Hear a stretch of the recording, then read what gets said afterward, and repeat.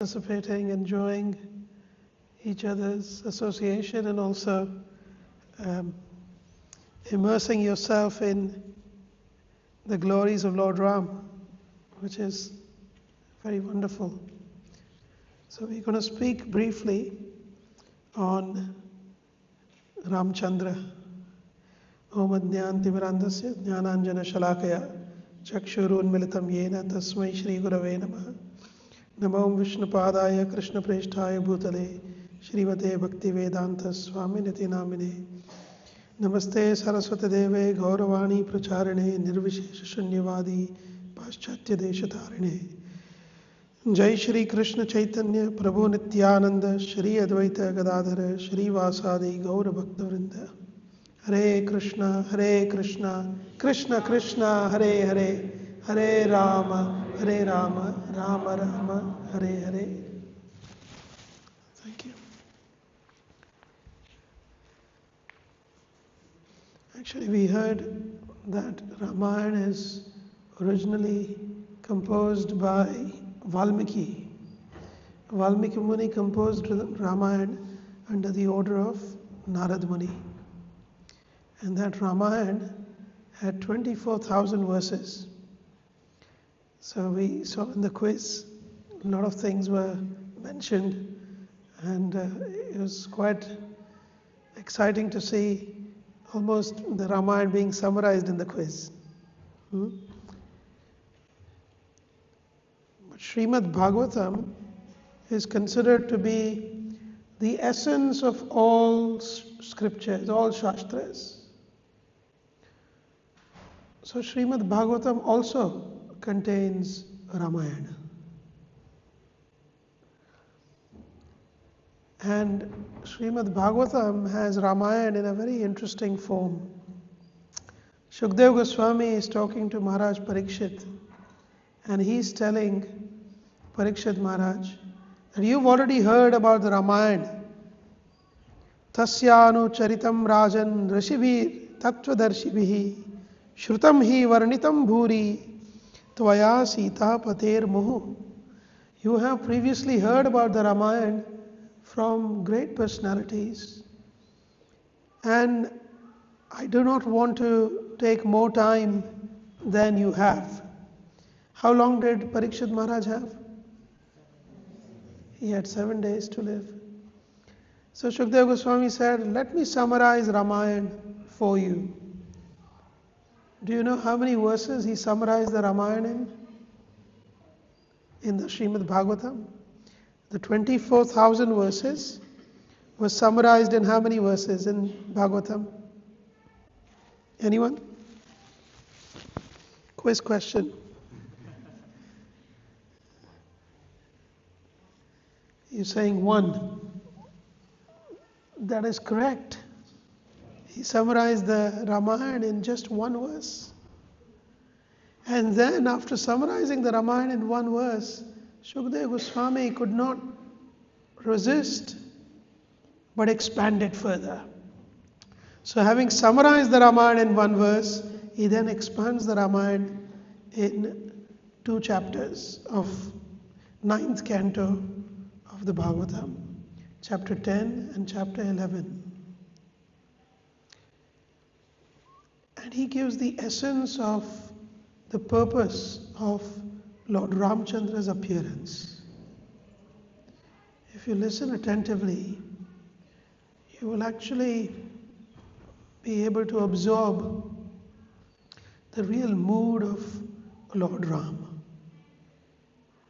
So please listen attentively. Before I tell you the Ramayana, there's a little story that I think I should mention. How many Upanishads are there? Anyone? How many Upanishads?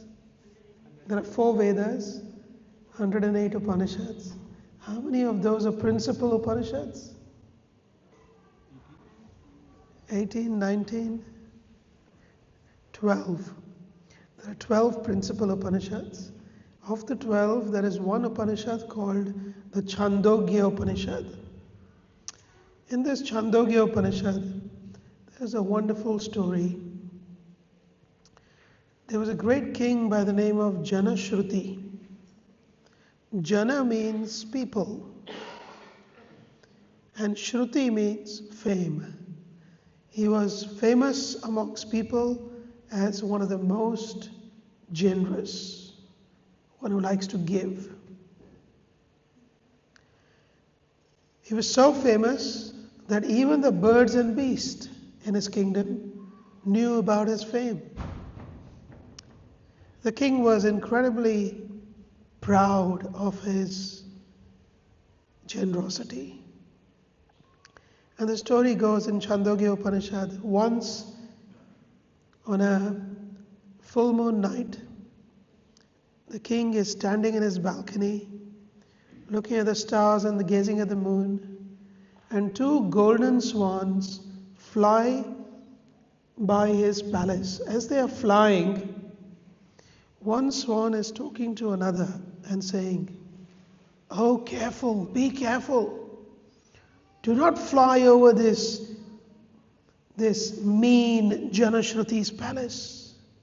He's simply a miser. And he possesses nothing. If you pass over his palace, you will get some karma of having associated with him. So stay away from his palace." Now, in the days of old, in Satyuga, when this happened, people who were learned could understand the language of birds and beasts. So the king was very expert. He understood what what the swans were saying. And immediately he felt like a thunderbolt had struck his heart. These golden swans, first of all, I've never seen a golden swan, so it must not be an ordinary swan. And these swans are saying that I am mean and miserly, whereas the whole world thinks that I am the most generous. So King Janashruti heard more intently, and the first swan tells the second swan, actually, the most generous person in the whole world is Raivaka. And then, as they are flying by, he just hears this name, Raivaka, the king, and the swans have flown past. In the morning, all night, Janashruti could not sleep. In the morning, he wakes up and he says to his ministers, "Please find this person called Raivaka. Where is he? Who is he? Never heard of him. He's certainly not a famous saint." And the troops, they go out, the ministers, the king's men, they go out to find this Raivaka. And Raivaka is found. He is found. And who is Raivaka? He was actually, I don't know how to describe it, actually. He was a man cart. You know what a man cart is? If you go to Calcutta, anyone here from Calcutta or Bengal? No? If you go to Calcutta, you still see that there are human carts, as in, instead of a bull pulling the cart, you have a human being actually drawing the cart. And passengers sit on the back and they are actually drawing the cart. So this Raivaka was actually a human cart, like a rickshaw, a human rickshaw. And just an ordinary person.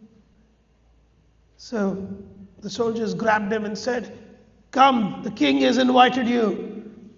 He wants to have your audience." The Janashruti was so eager. He came running out, looking at Raivaka, an ordinary man, a human cart, it's just unexpected. And Janashruti asks Raivaka, "Please, give me everything that you possess, all the knowledge that you have." Even the geese, even the swans think that you are the most generous. You are the most knowledgeable. I want what you have. And in return, I'll give you 600 cows in donation and a village which will be your own. And you shall never have to work again. But give me that knowledge that you possess. And I'll give you what you want. And Rebecca says, King, you are simply a Shudra. I don't deal with Shudras. Shudra, in simple words, is one who is on an external platform. He is external. He or she is very external. Many of us live our lives only eating, sleeping, caring about our children, and defending what we possess. In 4 words, eating, sleeping, mating, and defending, we can summarize our lives. But there is something beyond that.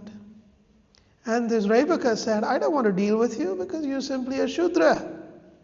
You have no understanding of the truth. You're a fool, O king. The king was really, he said, no, you have to give me what you possess. I will give you whatever you ask.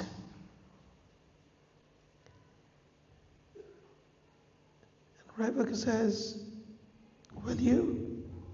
The king said, yes.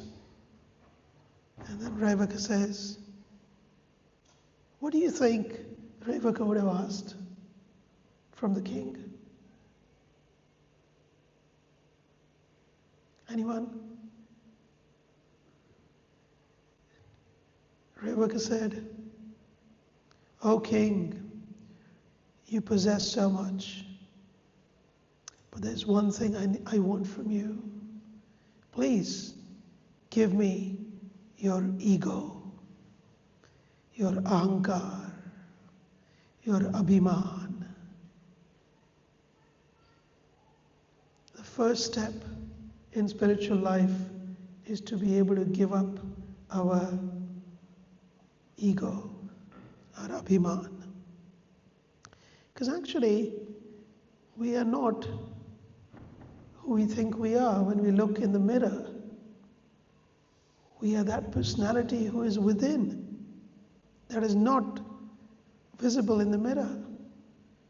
We are not the personality that is defined by others.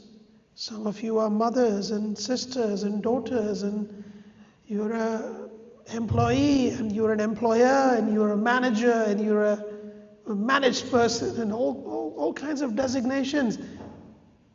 But these designations are only in relation to someone external. In reality, you are eternal. You're happy. You're full of knowledge. That's your real identity. You're complete. You need to chase after nothing. But to be able to realize that, one has to give up one's false ego, ahankar. And Lord Ramchandra,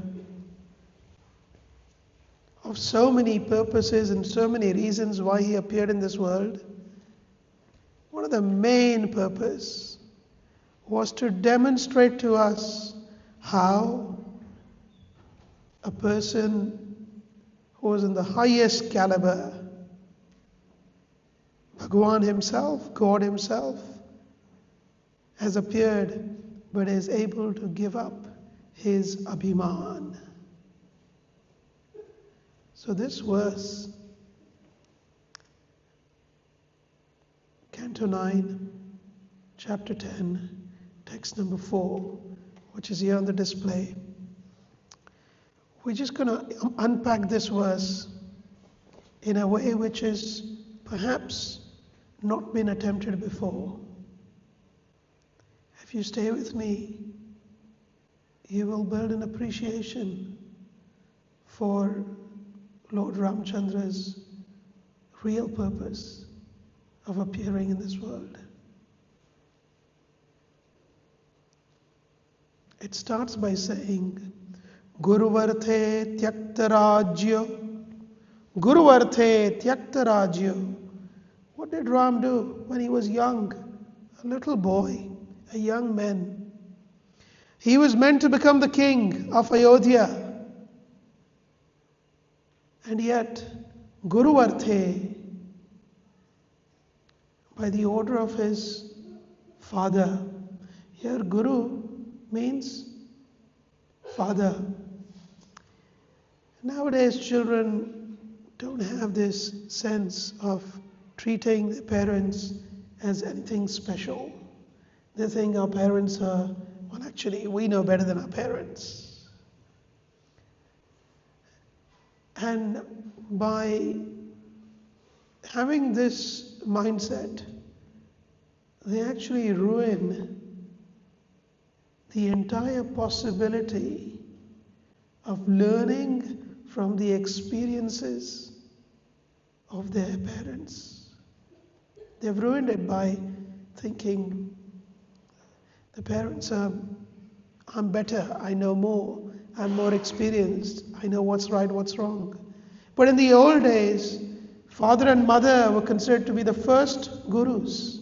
Mother is considered to be the first guru, and father is considered to be the second guru. So here the verse says, Guru Arthe Tyakta Rajyo. Dashrath Maharaj only once told Ram, hey Ram, I'm not able to tell you this in words, but there are two promises I've given to your stepmother, Kaikeyi. And these two promises, if they are executed, will mean that you will be in the forest for 14 years, and you can't stay in one forest, you have to keep moving. You can't make home in one place.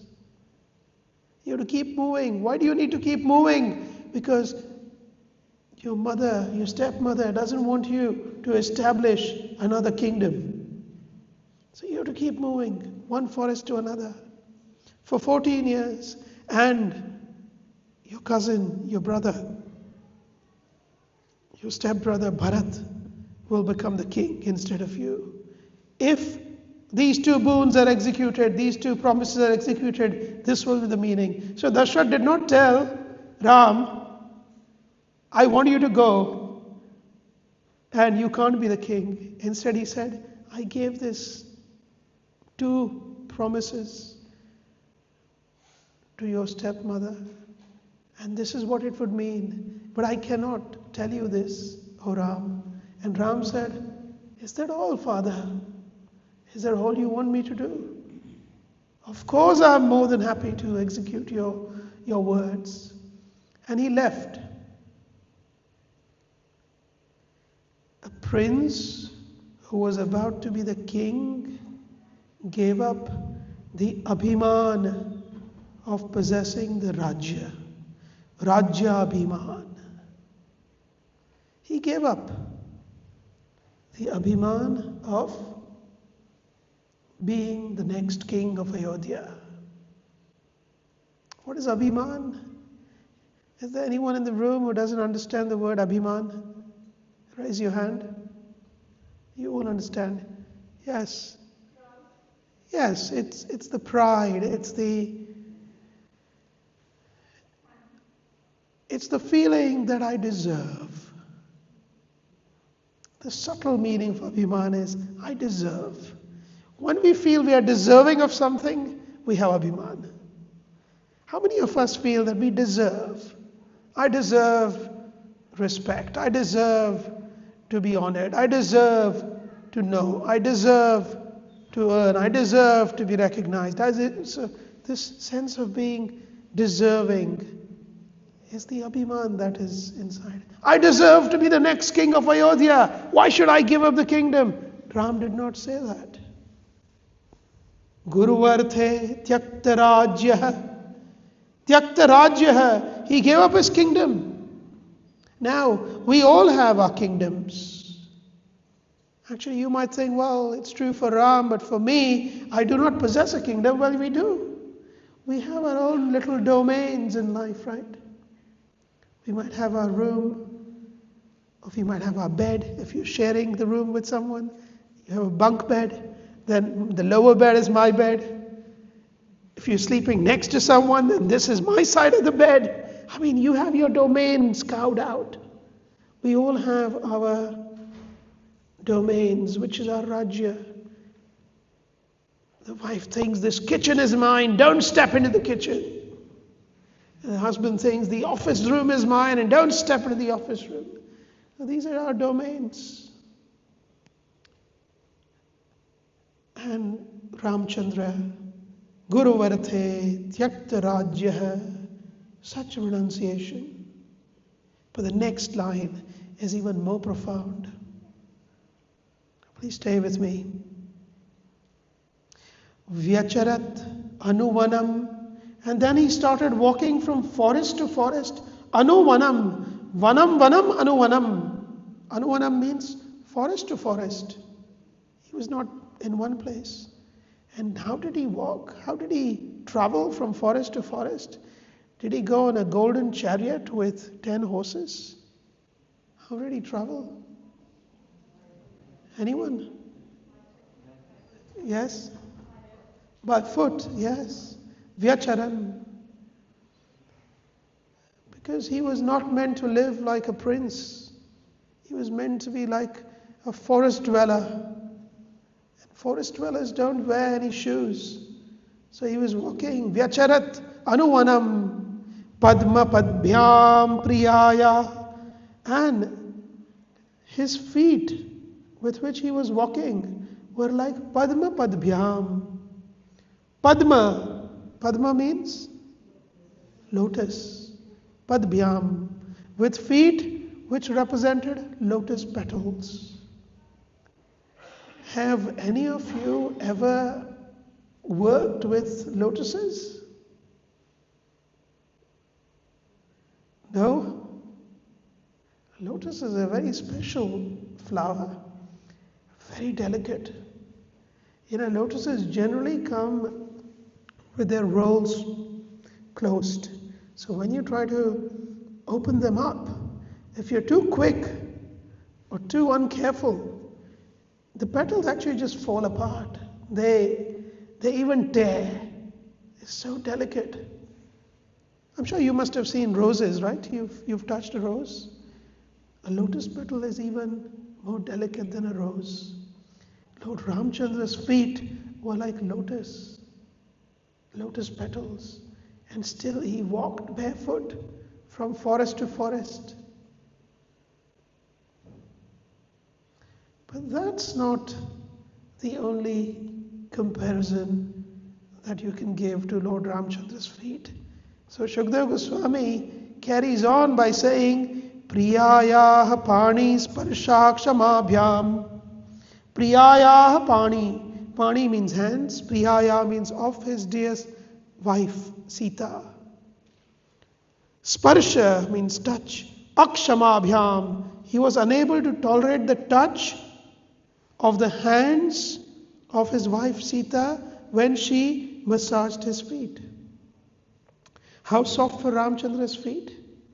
Sita Devi's hands, when her hands would massage his feet, he could not tolerate the hands of his wife Sita.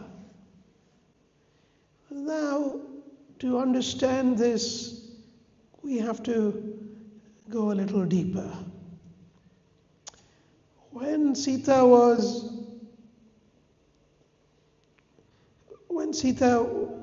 chosen as the bride during the Swayamvara ceremony, the father of Sita, who is the father of Sita?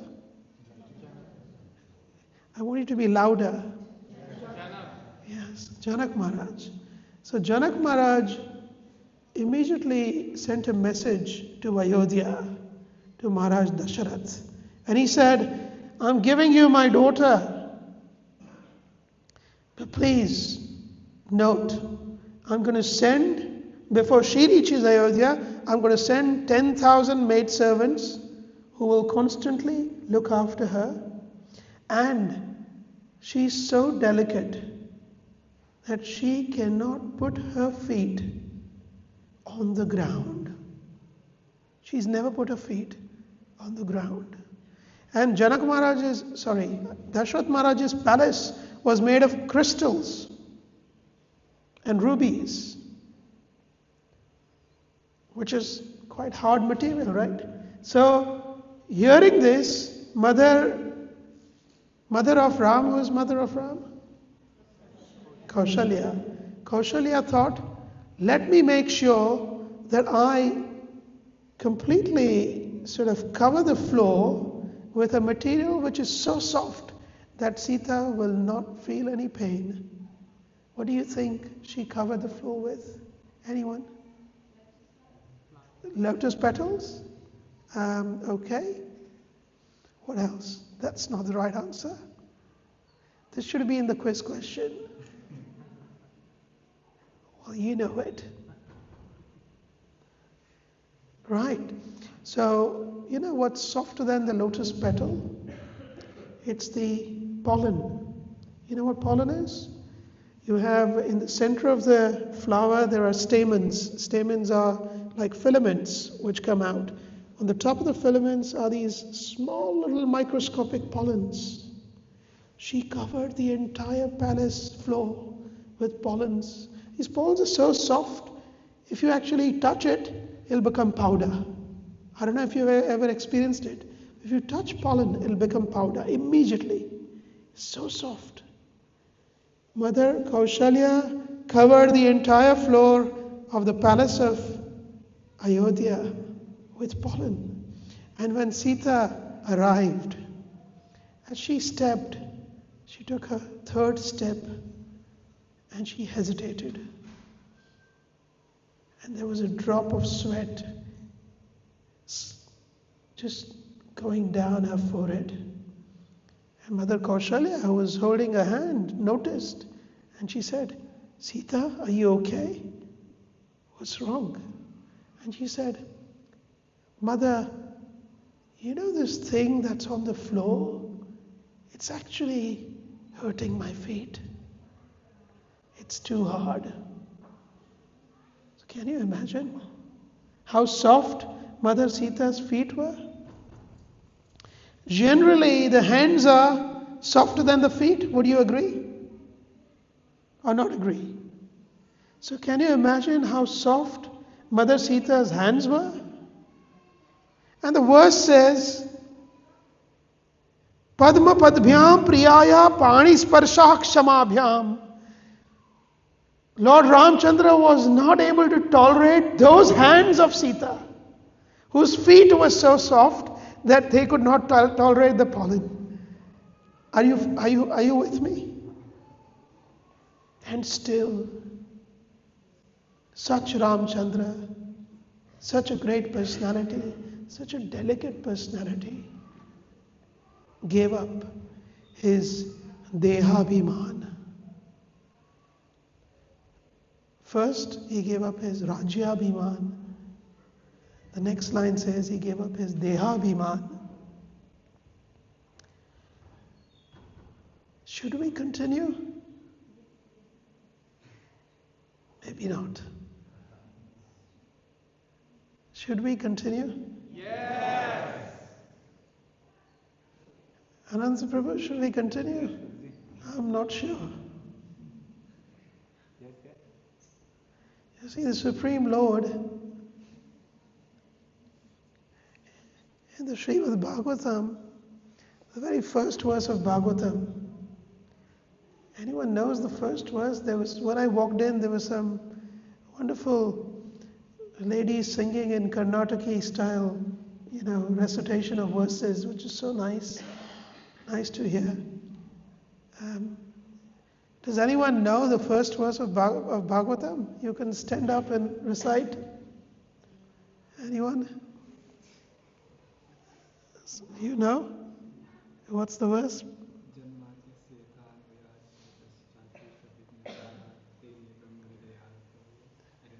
Very nice. Janmadhyasya.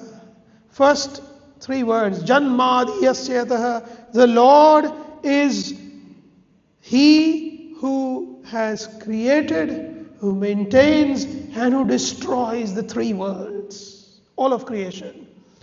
That Lord is giving up his Rajya Abhiman. Just see the contradiction there. The possessor of everything is taking a position to teach us that it's your ego, it's your possessiveness, it's your feeling of being deserving that gets in the way of you realizing who you really are. So he who is the Lord of the three worlds, Janmadiyasyata Anvayad Hitaratash Cha, he is giving up everything. And could Ramchandra not, if he wanted, do something by which he would not have to walk on the thorny path? Yes, he could have. Again, the Bhagavatam verse says, Abhidna Swarat. Artheshu Abhidna Swarat. Artheshu Abhidnaha. He is the one who can achieve all artha. He can achieve everything, all purposes. So there's nothing in his realm that he cannot attain. So if he wanted, he could have not stepped on the thorny path. But he gave up his Deha Abhiman to set an example for us.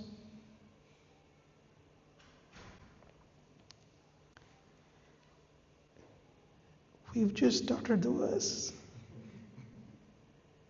When Ananta Prabhu called me, he said, "You come over and speak about the Ramayana and the appearance of Lord Ram and the purpose of his appearance." And then I asked him the big question, how long?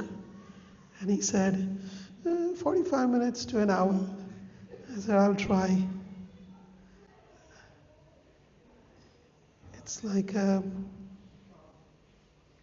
anyway, I'm very grateful to be here amongst all of you and being able to share this. How long do we have? Anyone? I mean, I can go on. I can finish the verse. I don't want to be. We have another 20 I don't want to be banned from coming again. We have another 25 minutes. Sorry? 25 minutes. Oh, 25 minutes. Okay, let's go on then. Mrujita Patharujo. Mrujita Patharujo. Mrujita means one who gives relief. Patha, the English word path, comes from Sanskrit word patha. Rujaha means the pain. The pain of walking through the forest was relieved by Harindra Anujabhyam, by Harindra and Anuja. Who is Harindra? Anyone? Who is Hari? Krishna is Hari. What else is the meaning of Hari? Hari means in Sanskrit one who steals. In simple words, it comes from Hri root, which means Hri Harane, which means to steal. So Hari means one who steals. So Krishna is called Hari because he stole from people's houses. Vishnu is called Hari because he steals away the difficulties of his devotees. A lion is also called Hari. Nara Hari Rupa, we sing Narsingharti. Nara Hari Rupa. So Hari means lion. Why is the lion called Hari? If you stand in front of the lion very boldly, well, good luck. The lion will steal your life. Right? So lion also steals. But there's another creature which is very adept at stealing. Who is that creature? The monkey. So here the meaning of Hari is monkey. Harindra means the Lord of monkeys. Who was the Lord of monkeys? Yes, but he wasn't quite the king of monkeys. Sugriva, yes. Sugriva was the king of monkeys. He and Lakshman, Lakshman, they massaged the lotus feet of Ram. Now, if Ramchandra wanted, Bhagavatam says, Janmadiyasya tanvayaditaratas charteshva abhidna swarat. He is swatantriya. He is completely free to do what he wants. If the Lord wanted, if Lord Ramchandra wanted, he could have relieved his so-called pain himself. He didn't need someone else to assist him. He's Swarat. And yet, he gave up the Swatantriya Abhiman. We also possess all these Abhimans, by the way. We have Rajya Abhiman. We have Deha Abhiman. I'm strong, I'm fit, I can do it. I look so pretty. I dress so well. I've got a perfect bald head. I mean, a bald person is proud of his baldness, and a person with hair is proud of his hair. I mean, it's just pride is such a thing. Whether you have it or you don't have it, you're proud of it. So, someone asked me about when I started, my hairline started receding, and it was many years back, many moons back. And they asked me, "Well, you look quite different now," because they had seen me with nice curly hair. Believe me, I wasn't born like this. So, but they were suggesting something which I didn't like. So I said, "Well, look, let me tell you this. God created a few perfect heads, and the rest He covered in hair." That's what I told him. Just proud to be bald. Yeah. You can be proud to be possessing nothing. You're still proud. So we have Rajya Abhiman, we have Deha Abhiman, and we have Swatantriya Abhiman. I will do how I want, what I want. You don't tell me. Who are you to tell me? These are all inflections of our ego, of our Abhiman. Different tentacles, like an octopus's tentacles. We have 8 kinds of Abhiman.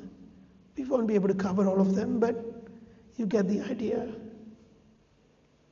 And Ramchandra gave up the Abhiman of his Swatantriya, his independence, his being Swarat, by allowing whom? Allowing his brother Lakshman to massage his feet. Now here is an interesting contradictory statement. The previous statement says he could not tolerate the hands of Sita, and yet he allowed 2 personalities, Lakshman, who is always eager to fight, he's a Kshatriya, he's very hard, strong, and the king of monkeys. Imagine being massaged by a monkey. I mean, I haven't tried it, but I don't think I would like to try it.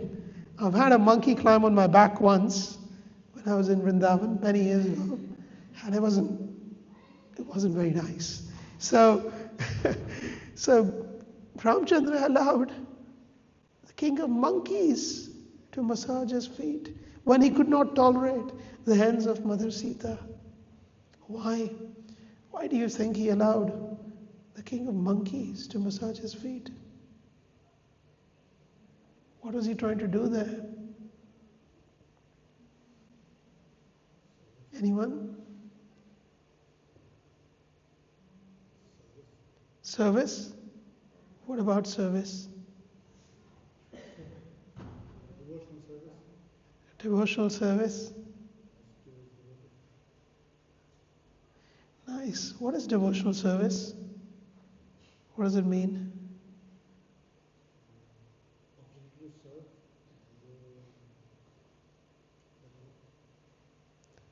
Yeah. Bhagavad Gita chapter 3 says, anyway, I'll skip that. Kartaham iti manyate. I'll skip that. But the devotional service, Ye yatha mam prapadyante tams tathaiva bhajami aham. Ye yatha mam prapadyante.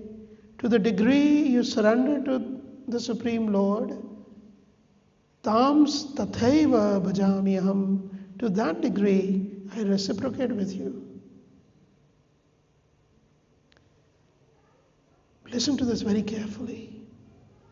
Lakshman was so surrendered to Ram, he gave up his wife, his kingdom, his comforts to constantly accompany Ram.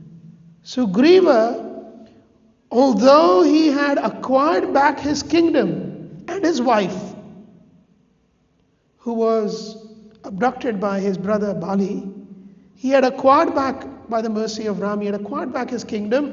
He gave up the comforts of the kingdom to assist Ram, to surrender to Ram. And when they desired to serve Lord Ram, Lord Ram surrendered his desire and allowed them to serve him. Are you following? This is an example of ye yatha mam prapadyante. To the degree you surrender unto me, Arjuna, Krishna is saying in Bhagavad Gita, tams tathaiva, to that degree, bhajami aham. One Acharya is commenting, Krishna is saying, if you worship me, I will worship you. Bhajami aham. We say in Brahma Samhita chapter 5, we sing every morning. What do we sing?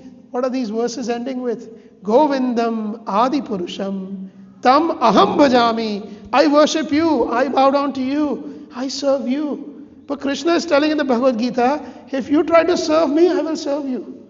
Just see, the Lord is so merciful.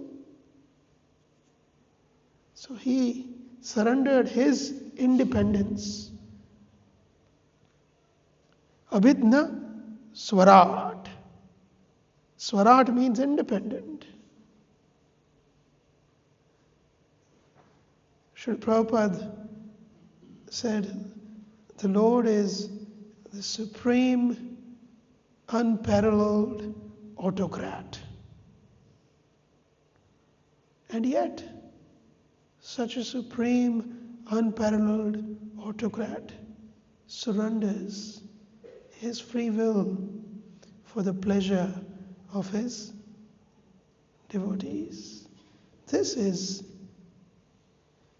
exemplified by him. Rijita patharujo yo harindra anujabhyam.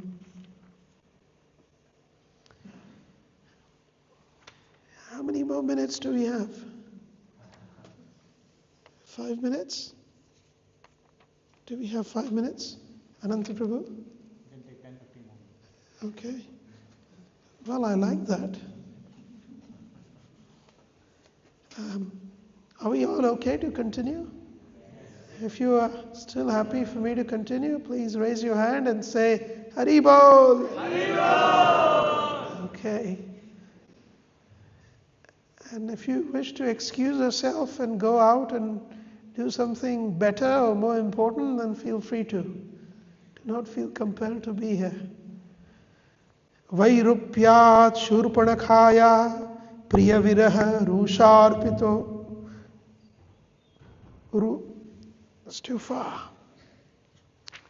Rusharopita Bhruvrijambha Trashtabdihi. Abdihi means the ocean. Trasta. The ocean was not willing to part and allow Ramchandra to cross to Lanka. Do you know what Ramchandra did when he reached the banks of the Indian Ocean, which is now in Rameshwaram? You can go and see the bridge. It's called the Rama's Bridge. I've been there. It's beautiful. Do you know what he did? Ramchandra did? Yes. He worshipped Lord Shiva at Rameshwaram, yes. But what else he did before crossing the ocean? He prayed to the ocean to give us the way, to give him the way. That's the first thing. actually requested very humbly, please, I need to go on the other side. Please give me way. I do not want to cut through you. Actually, when you build a bridge in the old manuals of architecture in Vedic times, they say even before you chop a plant, like you want to have your spinach or your carrot, or if you even pluck a fruit from a tree, there is a mantra to be spoken. And the mantra in essence says, my dear tree, thank you for giving me this beautiful, nourishing fruit. I'm taking it away from you, and I'm really incredibly grateful for what you're giving me, because from this part of your life, my life shall be sustained. This apple that I'm eating shall become me when I eat it. So you are supporting me, so please, thank you so much. So it's grateful. Of course, nowadays it's all, the kids in reception are asked, where does the milk come from? And they say, Sainsbury's, not from the cow. So, it's a different world we live in. And I think with the progress that we are making, things may look very different in the future. But anyway, it was life lived with gratefulness. So even when a bridge was to be made, or a dam was to be made, where a river's flow was to be curtailed, there are mantras in the Vedas that are to be chanted to beg forgiveness to the river, to the ocean, to the lake, to Mother Earth, to express that gratefulness. Please allow us. And Lord Ramchandra, being in Treta Yuga, he with folded hands for 3 days and 3 nights, without moving from his seat, remaining awake, fasting completely without water, Nirjala, 3 days and 3 nights, he kept praying to the ocean, please give us the way. If you part, then I will not have to cut through you. Give us the way, please. But the ocean was proud. And when the ocean was proud, Ramchandra could have given the ocean the message directly in his heart. Directly. Going back to the first verse again. What is the remainder of the verse? Abhidna Swarat. After that, Tene Brahma Ridaya Adi Kavaye Muhyanti Yat Surayah. Tene Brahma Rida. The Lord induced the knowledge of the 3 Vedas, Brahma, Rida, through the heart directly. This is called the divine heart transplant. Yeah. The knowledge was directly transmitted into the heart of Adi Kavi, Brahma. So Ram could have done that. He could have directly informed ocean, don't you know who I am? But he didn't. He gave up the Ishwara Bhiman. Ishwara means controller. I am the supreme controller, Ram could have really said, but he gave that up. We also feel that we are in control, all of us. He gave it up, and simply by raising his eyebrow, he passed the message. Something within the heart of ocean changed, and he surrendered and gave him the way. But the Setuhu, the bridge was built. Khala Dava Dahana. Khala means the demons. Actually, Srila Prabhupada gives us a wonderful meaning of Khala. I was just listening this morning. to one of the class in which Prabhupada says, Khala means envious. Demons, the prime quality of a demon is they're envious. So if we cultivate envy, we're just learning how to be demoniac. Actually, it happens right from childhood. How many of you here have children? Raise your hand. Yeah, at least many of you have children.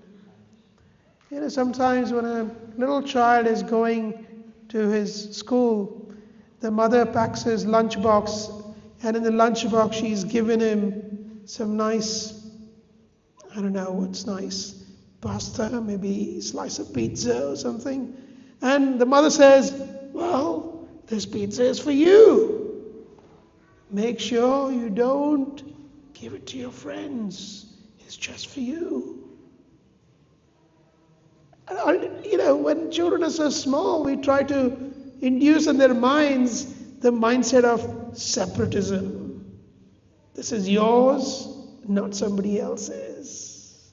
We create the seeds of envy and differentiation.